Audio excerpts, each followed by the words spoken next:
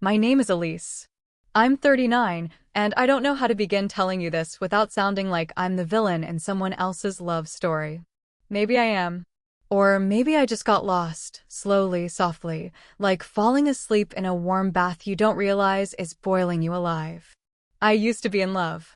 God, I was in love. Chris and I met in college. He made me laugh harder than anyone, kissed me like he meant it, held my face in his hands like I was breakable, but cherished. We built something good, something that held firm through job changes and infertility scares and his mother's diagnosis. We were solid. I wore his last name like a second skin. But safe has a way of turning into silent. For the past 2 years, I've felt like I've been watching our life through glass, trapped behind it, unable to reach anything real. He still kissed me goodbye every morning, but it was like brushing lips with someone on autopilot. I used to lean into it. Now I flinch just slightly. He doesn't seem to notice.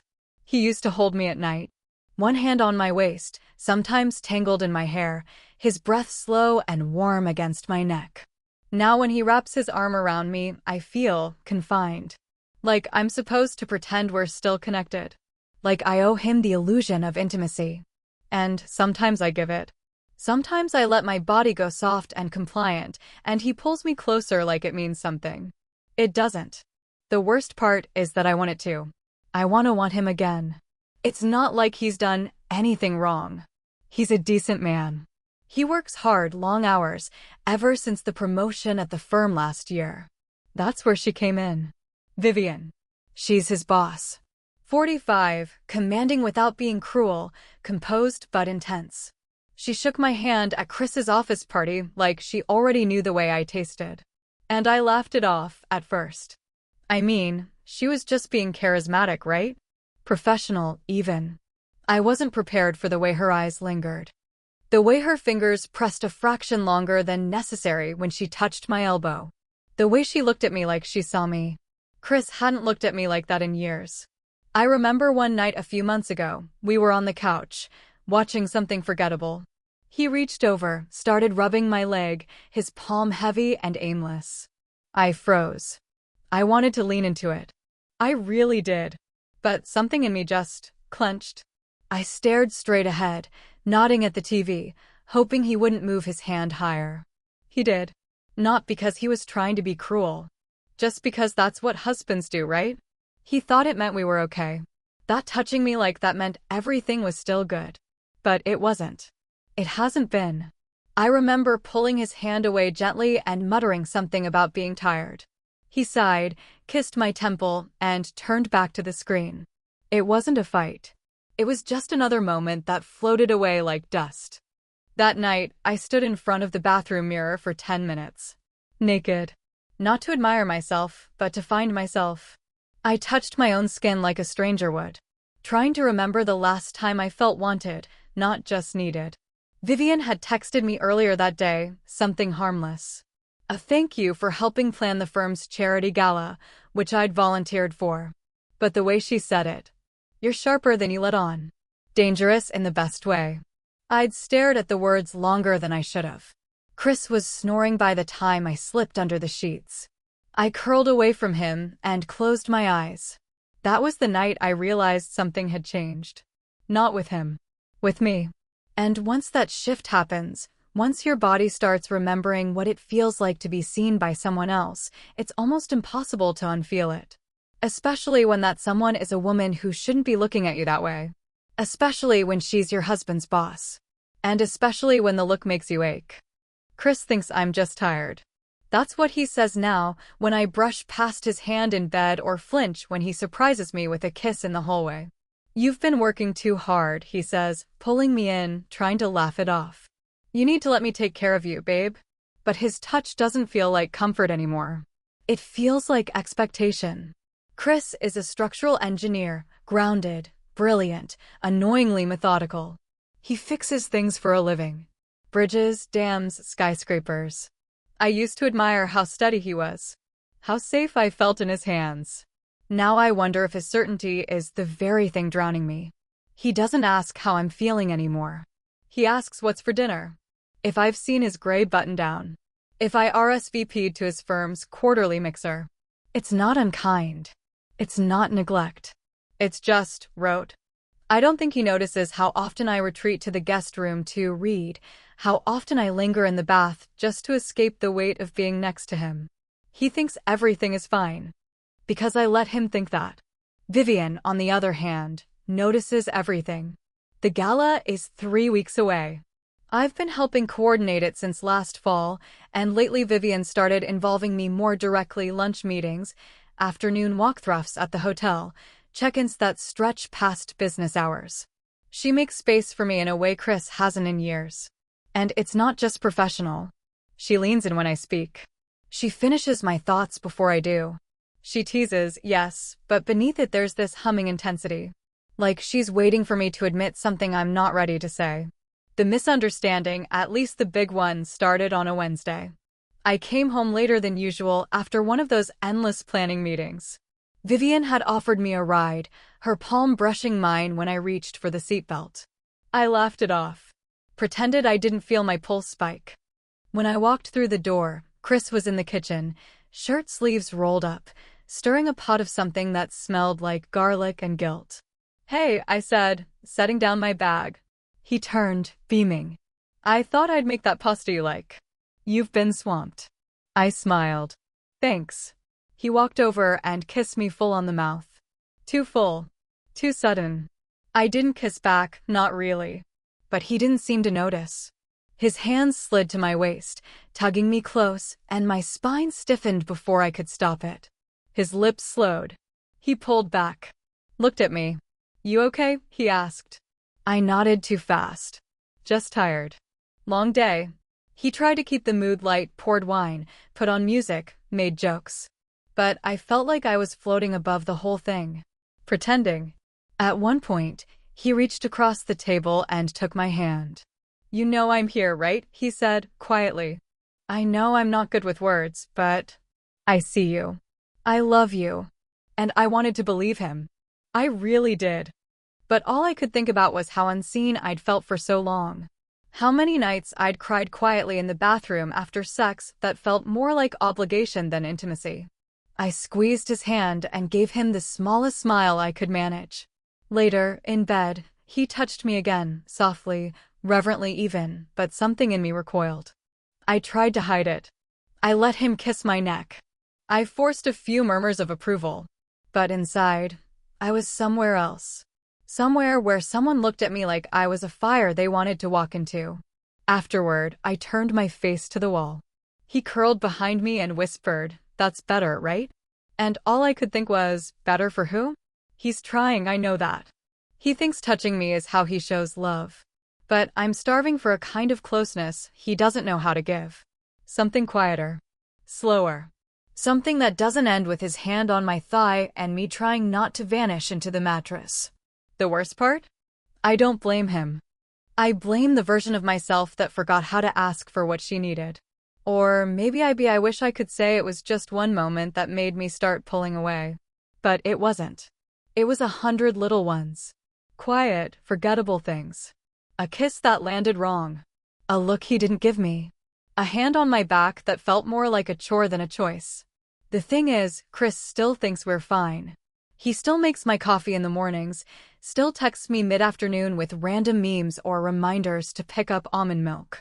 But I can feel it, this quiet, widening space between us. And it's mine. I built it. Brick by brick. Smile by smile. He doesn't notice how I tense when he enters a room. Or maybe he does and tells himself it's stress. I let him believe that. Last week, he surprised me with a weekend getaway.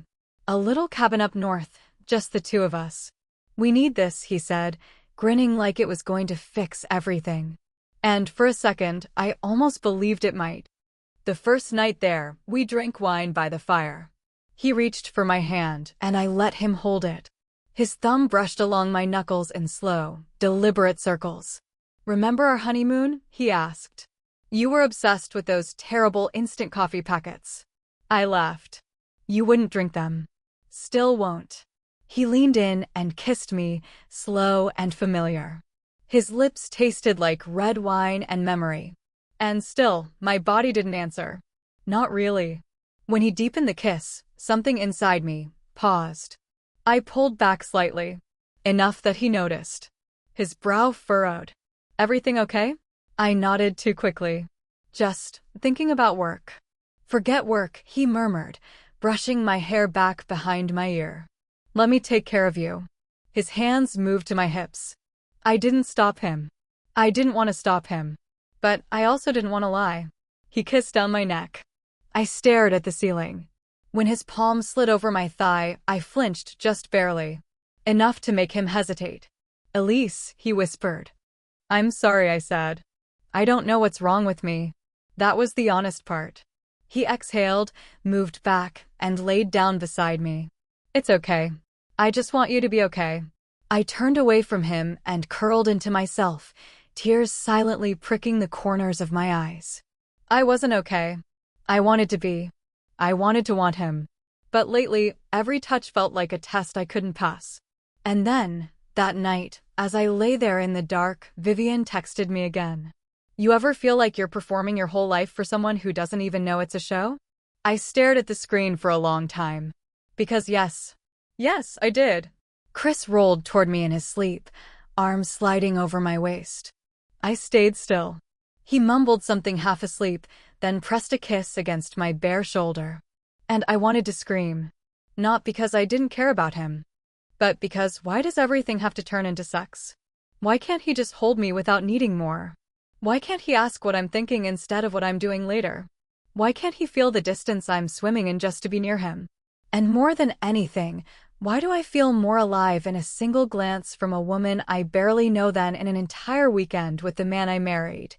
I'm not sure when I stopped being his wife in anything more than name.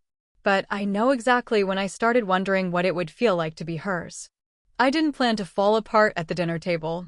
I really didn't. It was just grilled salmon. That's all it was. Chris made it because he knows it's my favorite. Lit a candle. Opened a bottle of wine we'd been saving since our anniversary. He even put on that old jazz playlist I used to play in the mornings when I actually wanted to get out of bed. He was trying. I could see that. And that's what made it worse. I sat across from him, smiling like I meant it, chewing like the food wasn't turning to dust in my mouth. He reached for my hand mid-meal, eyes soft and tired and kind. Elise, he said, I know things have felt off lately. But we're okay, right? We can fix this. I looked down at our hands. His thumb brushed over my knuckles, just like he used to when we were still falling in love. I wanted to be moved by it. I wanted to feel a rush of warmth, or longing, or anything. Instead, I felt pressure. The kind that creeps up your spine and lands behind your eyes. The kind that threatens to spill out if you so much as blink too long. I pulled my hand back gently and reached for my wine. We don't have to fix anything tonight, I said. Chris watched me for a moment. I'm not trying to force anything. He exhaled. I miss you. I opened my mouth to respond, but nothing came. Because I couldn't lie, not again. And that's when he said it. Soft, but with that hint of frustration that always lives just under the surface. Is this because of Vivian? I froze. Glass halfway to my lips. My stomach dropped so fast I thought I might be sick. What? I said. Too sharp. Too fast. Chris stared at me, his jaw tense. I'm not stupid, Elise. She's been texting you a lot. You light up every time her name pops up. You think I haven't noticed? He wasn't yelling. That almost made it worse. He was quiet, direct, wounded.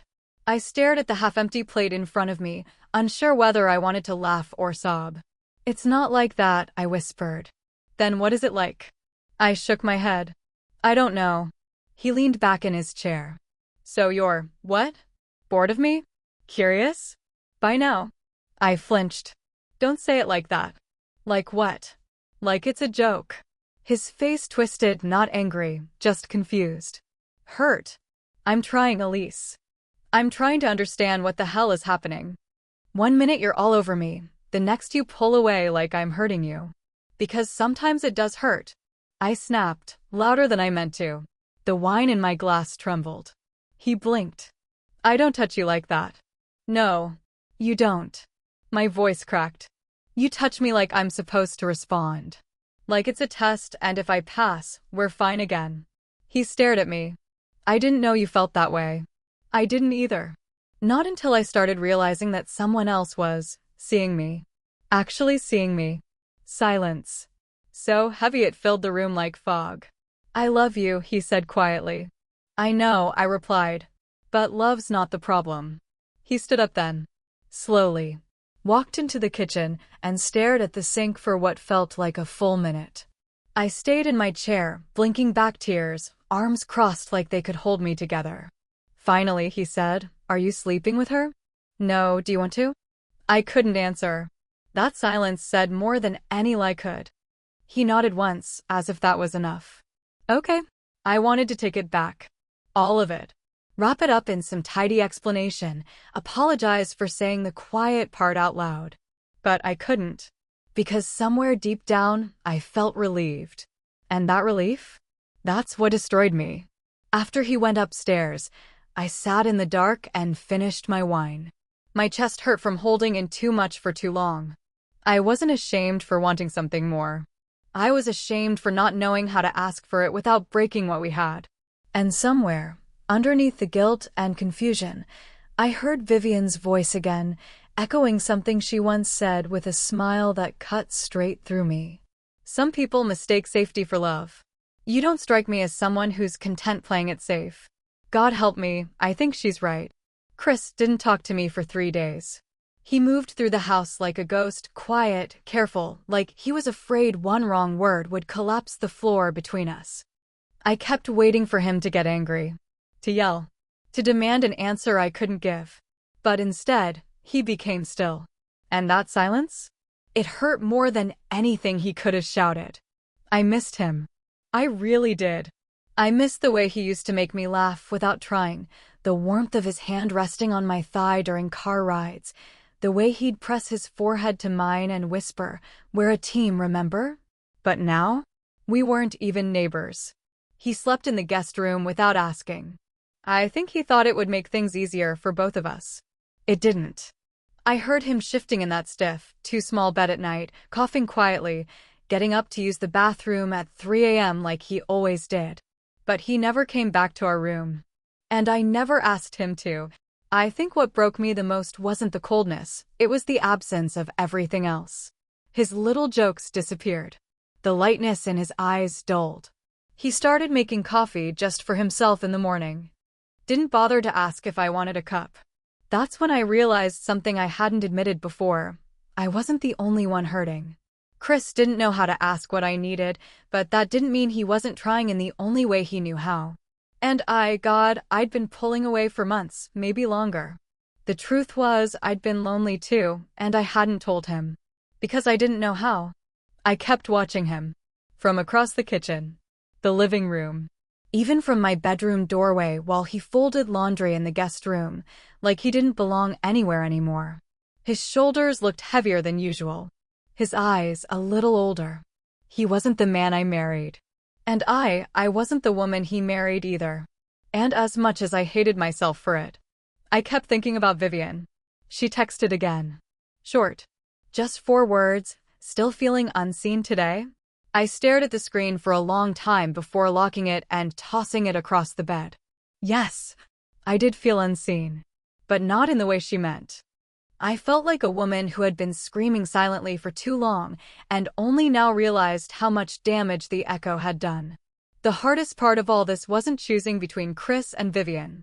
It was realizing how far I'd drifted from myself, from my own truth, from the kind of connection I craved but never asked for. That night, I stood in the hallway outside the guest room, listening to him breathing. The door was cracked open. He was curled on his side, back to me, blanket kicked halfway off.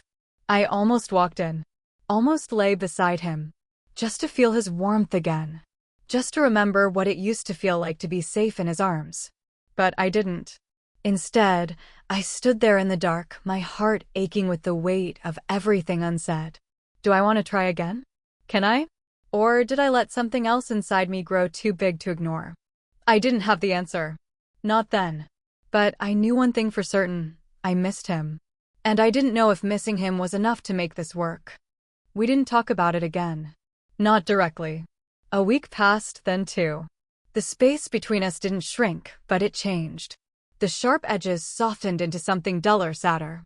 Like two people sitting in the ruins of a once beautiful house, too tired to rebuild but too scared to leave. One night, I found him asleep on the couch. The TV still on, remote balanced on his chest. His hand was resting near the empty cushion beside him, open, as if waiting for something. Maybe someone. I stood there quietly, watching him breathe. Something in me cracked. Not in a loud, dramatic way, just a quiet internal break. Like a string snapping somewhere deep in my chest. I sat down beside him, gently lifted his arm. And I did something I hadn't done in weeks. I leaned into him. Not for sex. Not for reconciliation. Just to feel close. He stirred, half awake, and let his arm drape around my shoulders like muscle memory. His cheek brushed the top of my head.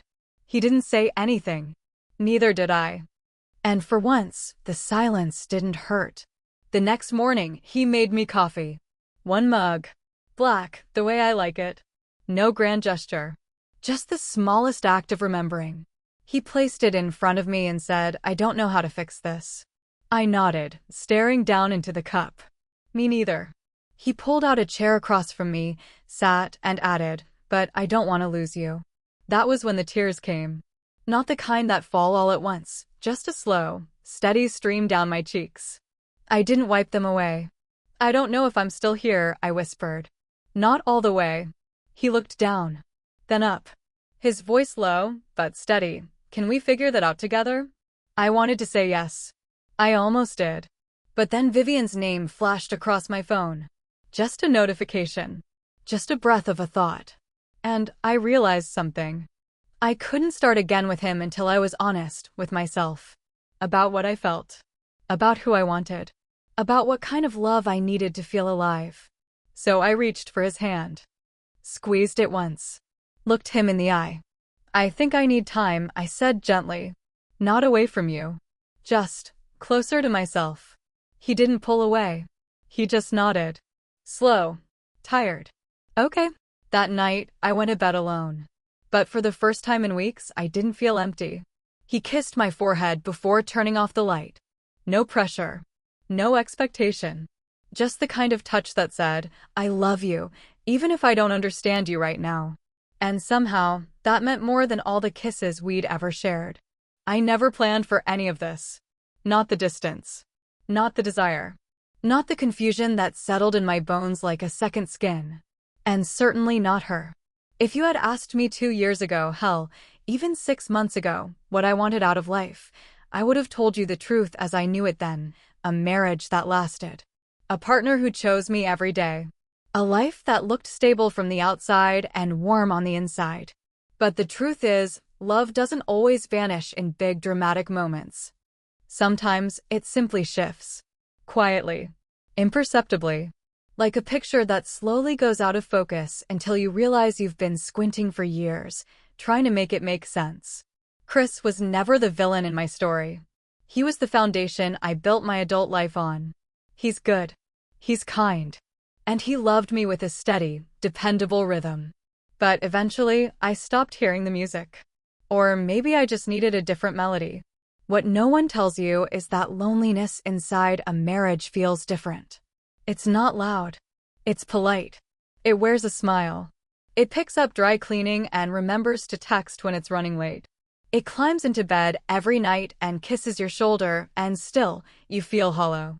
That hollowness is where Vivian entered. She didn't touch me. Not once. Not in the way people think when they hear stories like mine. But somehow, she touched something. A locked part of me I hadn't realized I'd hidden even from myself. The part that longed to be studied. Heard. Held, not just physically, but emotionally. With curiosity. With presence. She looked at me like she was trying to memorize my every movement. Chris used to look at me like that. That's what broke me the most. The thing is, I didn't leave my husband. Not yet. Not in the way people mean when they talk about affairs or midlife crises. I didn't run into Vivian's arms. I didn't burn it all down. But I did step back. Not from him, but from the version of myself I kept trying to protect. I started asking real questions. Not just about what I wanted, but why I wanted it. Why my body shut down when he touched me. Why I craved softness in places he could never seem to reach. Why my reflection felt more like a stranger than a self. I began seeing a therapist. I journaled. I started walking again, long, quiet walks with no music, just my breath and the sound of my footsteps, reminding me I was still here. Still moving. Chris and I talk more now, strangely enough. Not about everything, but about real things. About what we need. What we miss. What we're afraid to say out loud. We're not pretending anymore, and that's a kind of love too, even if it's bruised. And Vivian? I still see her. At events. In meetings. Occasionally, she'll glance at me across a room and offer that quiet, knowing smile. The one that started it all. Sometimes I wonder what would have happened if I had reached for her hand. If I had let her kiss me that night in the parking lot when we stood too close and didn't say goodbye. But I think the point of her was never the kiss. It was the awakening. She reminded me that I'm still capable of desire. That I'm still worth being unraveled. That I am not just a wife. Or a good partner. Or someone's stability. I am a woman. And I get to decide what kind of love I need to feel alive. Maybe one day, I'll fall in love again with Chris, with someone else, with myself. I don't know. And I've stopped trying to have the answer. But what I do know is this: you can lose yourself quietly. And you can find yourself just as softly. In a glance. In a truth you finally stop avoiding. In the ache that reminds you, you're not done becoming. And that, maybe, is the bravest kind of love there is.